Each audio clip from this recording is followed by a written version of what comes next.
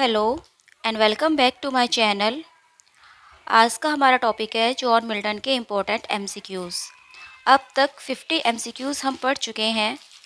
चलिए उसे आगे देखते हैं। 51। When was paradise lost completed by Milton.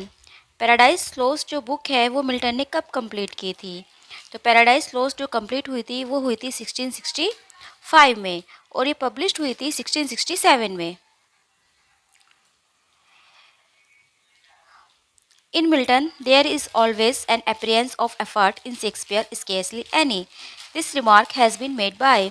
ये जो रिमार्क है शेक्सपियर और मिल्टन के बारे में किसने कहा था कि मिल्टन में जो है मतलब हमेशा ही जो है एक अपीयरेंस दिखता है एफर्ट का, लेकिन शेक्सपियर में मुश्किल से ही कोई एफर्ट दिखता है। तो ये किसने कहा था? ये कहा था विलियम हैज़लिट ने। विलियम हैज़लिट ने। ये जो रिमार्क है जॉन मिल्टन और शेक्सपियर के बारे में, तो ये विलियम हैज़लिट ने कहा था ऑन शेक्सपियर एंड मिल्टन में। विलियम हैज़लिट का जन्म जो है वो 10 अप्रैल 1778 को हुआ था इंग्लैंड में। वो एक इंग्लिश राइटर थे और अपने ह्यूमैनिस्टिक एसेस के लिए वो जाने जाते थे और क्रिटिक्स ऑफ क्रिटिक भी कहा जाता है, क्रिटिक ऑफ क्रिटिक्स भी कहा जाता है विलियम हैज़लिट को। उन्होंने जो है कलेक्टेड ड्रामेटिक क्रिटिसिज्म उनका अपेयर हुआ था a view of the English stage 1818 में। मतलब उन्होंने जो है खुद को एक क्रिटिक के रूप में एस्टेब्लिश किया था। वो क्रिटिक ऑफ क्रिटिक्स कहे जाते हैं। Which of the following was an epic. इनमें से कौन एपिक सा जो है एपिक था? वर्ड्सवर्थ डैफोडिल्स ये एक पोयम थी। पैराडाइज लॉस्ट ये एपिक था। और कोलरिज कुबला खान और किड्स हाइपेरियन ये भी पोएम्स थी। मतलब ये सिंपल ही पोएम थी। तो पैराडाइज लॉस्ट जो है वो एपिक था। पैराडाइज लॉस्ट जो है एपिक है, जॉन मिल्टन के द्वारा लिखा गया और ये एडम और ईव के फॉल के ऊपर लिखा गया है। द ओरिजिनल सीन मतलब पोएम की जो थीम है वो क्रिश्चियन स्क्रिप्चर से और जो चर्च के ट्रेडिशन है वहाँ से ली गई है। और ये पोएम जो है वो लॉन्ग है क्योंकि जो जैसे कि एपिक होते हैं। और एड्रेस की गई है the collective imagination of his culture को, the identification of Christians with their own foundation myths as described in हर्ब्यू स्क्रिप्चर्स। मतलब जो पैराडाइज लॉस्ट है उसमें मोस्टली जो मतलब एपिक के बहुत सारे जो उसमें क्वालिटी है, तो इसीलिए वो एक एपिक है। Who overcomes by force hath overcome but half his foe। The line occurs in। ये लाइन कहाँ मिलती है कि who overcomes by force hath overcome but half his foe। तो ये लाइन आपको देखने को मिलेगी पैराडाइज लॉस्ट में। Who called Shakespeare sweet as Shakespeare fancy's child। Shakespeare को ये किसने कहा है कि sweet as Shakespeare fancy's child? तो ये कहा है उनको जॉन मिल्टन ने। जो जॉन मिल्टन थे उन्होंने अपनी पोयम एल एलिग्रो जो उन्होंने एक पोयम लिखी थी उसमें लिखा था sweet Shakespeare fancy child. The age of Milton when he wrote on the morning of Christ nativity was. जब on the morning of Christ nativity John Milton ने लिखी थी तो उस वक्त उनकी एज क्या थी? तो on the morning of Christ nativity जो मिल्टन ने लिखी थी वो 1629 में लिखी थी। और जॉन मिल्टन का जन्म जो हुआ था 1608 में हुआ था। तो इसलिए जो है उनकी एज उस वक्त होगी 21 ईयर्स। तो जॉन मिल्टन उस टाइम 21 ईयर्स के थे। Lycidas was written in the memory of. लिसिडस जो है जॉन मिल्टन की एक पेस्टोरल एलेजी है। तो ये उन्होंने किसकी मेमोरी में लिखी है? तो ये उन्होंने लिखी है एडवर्ड किंग की मेमोरी में। एडवर्ड किंग जो कि उनके एक बेस्ट फ्रेंड थे। लिसिडस जो है एक मोनोडी है और पेस्टोरल एलेजी के रूप में ये लिखी गई है। 1637 में जो है ये मिल्टन ने लिखी थी और इसमें उन्होंने लेमेंट किया था एक्सीडेंटल डेथ की किसकी? मिल्टन के जो फ्रेंड थे एडवर्ड किंग जो कि डूबकर जिनकी डेथ हो गई थी। तो उनके ऊपर जो है लेमेंट जॉन मिल्टन ने किया था। Who was promising young man of great intelligent. यानी कि एडवर्ड किंग जो थे वो एक ग्रेट इंटेलिजेंस के मैन थे, यंग मैन थे। Milton was born in Bread Street London in the year. Milton का जन्म जो है ब्रैड स्ट्रीट लंदन में हुआ था। और कौन से ईयर में हुआ था? तो 1608 में। John Milton was blinded in the year 1652। What other event is peculiar in the year. 1652 में जो है जॉन मिल्टन बिल्कुल ब्लाइंड हो गए थे। उनकी आंखों की रोशनी जो है कम्प्लीटली वो चली गई थी। और क्या हुआ था इस ईयर में? कॉमर्स पब्लिश्ड हुई थी। या जॉन मिल्टन ने मैरिड की थी, या उनकी वाइफ की डेथ हो गई थी, या फिर उन्होंने पैराडाइज लोस्ट लिखना स्टार्ट किया था। तो इस ईयर में जो एक और इवेंट हुआ था, date was his wife died. उनकी जो वाइफ थी उनकी डेथ हो गई थी। और जॉन मिल्टन ने जो है अपनी आईसाइट 1652 में खो दी थी, और उनकी जो पहली वाइफ थी मैरी पॉवेल, उनकी डेथ हुई थी 5 मई 1652 में, जब from complication following her child birth, यानी कि जब चाइल्ड बर्थ हो रहा था, बच्चे को जन्म देने में जो है कुछ कॉम्प्लिकेशंस हो गए थे उनकी, तो उनकी डेथ हो गई थी।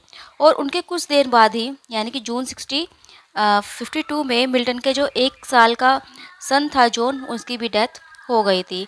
तो जो 1652 का जो ईयर था वो बहुत ज़्यादा लॉसेस, पर्सनल लॉसेस का रहा है मिल्टन के लिए।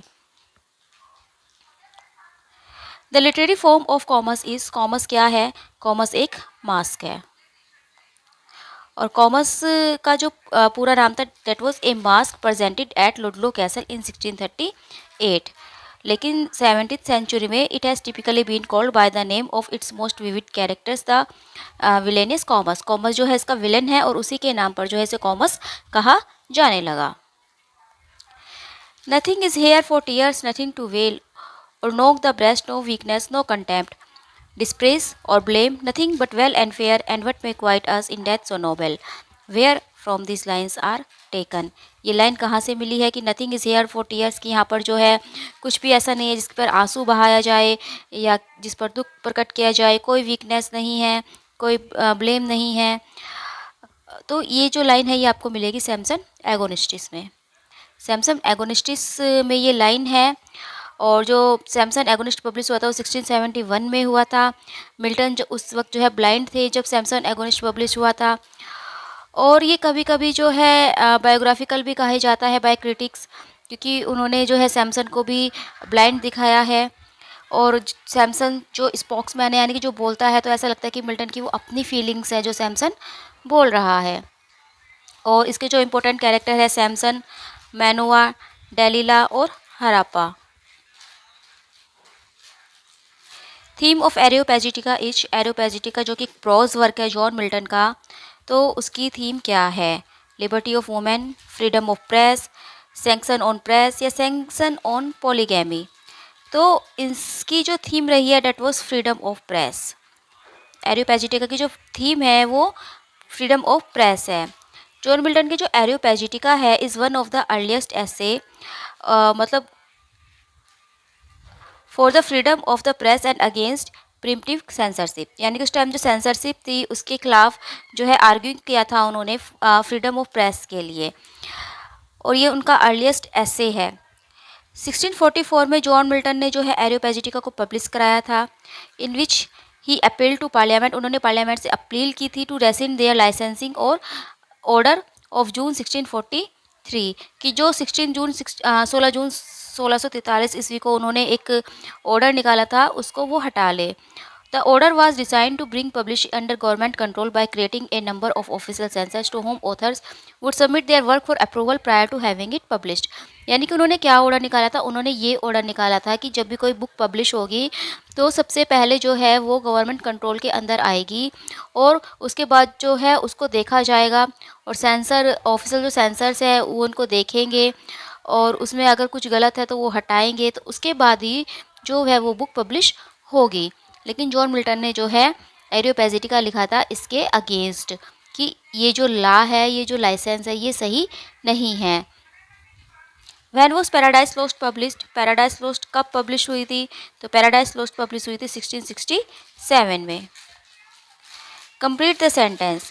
Milton's Areopagitica concerns with, Milton की जो एरियोपैजिटिका है वो किसको कंसर्न करती है? Liberty of human rights, liberty of press, freedom of humanity, freedom of politics. तो ये जो कंसर्न करती है ये करती है liberty of press. In the year 1637, Milton confided to his friend that he had fixed his mind upon writing some monumental poetical work. जब 1637 ईस्वी में जो है उन्होंने अपने एक मित्र को बताया था कि वो कुछ मोन्यूमेंटल पोइटिकल वर्क लिखना चाहते हैं, तो वो फ्रेंड कौन से थे उनके? Richard Powell, Edward King, Henry Lewis या डिओडिटी? तो वो थे हेनरी लेविस।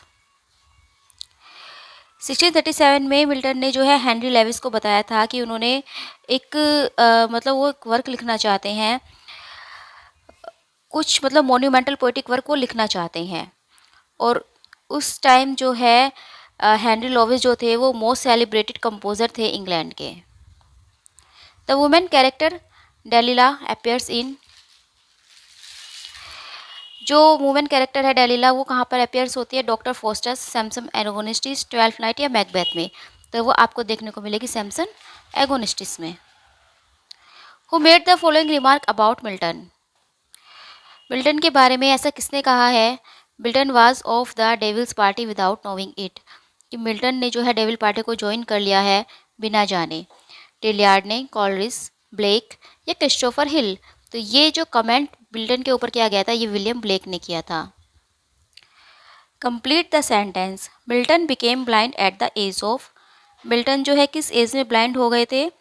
तो मिल्टन जो है 1652 में कम्प्लीटली वो ब्लाइंड हो गए थे और 1608 में उनका बर्थ हुआ था, जन्म हुआ था। तो वो 44 ईयर्स के थे जिस वक्त वो पूरी तरह से कम्प्लीटली वो ब्लाइंड हो गए थे। Milton paradise lost consist of books, Milton paradise lost में कितनी बुक्स हैं? तो 12 बुक्स हैं। Who is the writer of history of Britain, history of Britain का राइटर कौन है? William Shakespeare, John Milton, Wordsworth या गेल्सवर्थी। तो हिस्ट्री ऑफ ब्रिटेन जो लिखा है वो लिखा है जॉन मिल्टन ने। हिस्ट्री ऑफ ब्रिटेन जो है, History of Britain John Milton ने 1670 में लिखा था। It takes too much time in the making, बहुत ज़्यादा टाइम लगा था इसको लिखने में। It is considered an extraordinary prose work which reflects the depth of Milton's erudition and the scope of his interest. मतलब ये एक एक्स्ट्रा ऑर्डिनरी प्रोज वर्क उनका कहा जाता है जिसमें उन्होंने बहुत गहराई दिखाई थी अपने एरुडिशन की और अपने इंटरेस्ट की। History of Britain remain incomplete even at the time of publication, ये जब हिस्ट्री ऑफ ब्रिटेन पब्लिश हुआ था उस वक्त भी जो है वो इनकम्प्लीट था। Life of Milton has been written by, life of Milton किसने लिखा है? तो लाइफ ऑफ मिल्टन जो लिखा है वो लिखा है सैमुअल जॉनसन ने। Life of Milton has been written by Samuel Johnson in this excerpt which was published in 1779, 1779 में जो है ये पब्लिश हुआ था। Johnson praise the genius of paradise lost in superlative terms, और जॉनसन ने जो है पैराडाइज लॉस्ट की बहुत ज़्यादा तारीफ़ की थी सुपरलेटिव टर्म्स यूज़ करके, reaffirming his earlier judgement that Milton was the greatest of the English poets. और उन्होंने ये भी कहा था कि जो मिल्टन थे वो इंग्लिश पोइट में सबसे महान पोइट थे। In which year Milton's Paradise Lost was published, कौन से ईयर में मिल्टन का पैराडाइज लॉस्ट पब्लिश हुआ? ये क्वेश्चन कई बार आ चुका है। ये 1667 में हुआ था। In which year Milton's Lycidas was written, Lycidas जो है मिल्टन ने कब लिखा था? तो लिसिडस मिल्टन ने लिखा था 1637 में, क्योंकि उनके जो फ्रेंड थे एडवर्ड किंग उनकी डेथ हुई थी 1637 में। ये एक पेस्टोरल एलिजी है, 1637 में लिखी गई है और इस पोयम में जो है मिल्टन लैमेंट करते हैं अपने फ्रेंड एडवर्ड किंग की। और लिसिडस में जो है मिल्टन ने speculation on the nature of death हमें बताया है, हमें जो है स्पेकुलेशन दिए हैं on the nature of death के ऊपर। लिसिडस जो है 6 सेक्शन में डिवाइड है, 6 सेक्शन इसके हैं। इसमें एक प्रोलॉग है, 4 इसके मेन पार्ट है और एक एपिलॉग आपको इसमें देखने को मिलेगा। तो लिसिडस के जो है 6 पार्ट हैं।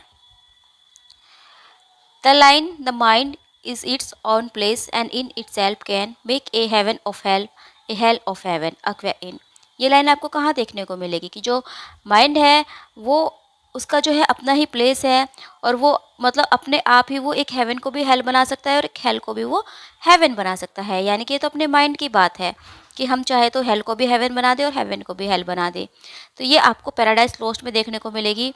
और ये लाइन जो है ये सैटर्न की है। सैटर्न ने जो है पैराडाइज लॉस्ट में बहुत ही मतलब बड़ी बड़ी जो है उनके उसको डायलॉग दिए गए हैं, उन्होंने बहुत ही ग्रेट जो है लाइंस बोली हैं और इसीलिए शायद उसको जो है हीरो भी मानते हैं कुछ क्रिटिक्स। पैराडाइज लॉस्ट का जो हीरो माना जाता है वो सैटर्न को इसीलिए माना जाता है क्योंकि उसके जो डायलॉग्स थे, उसकी जो एक तरह से सेइंग थी वो बहुत ही ज़्यादा ग्रेट थी।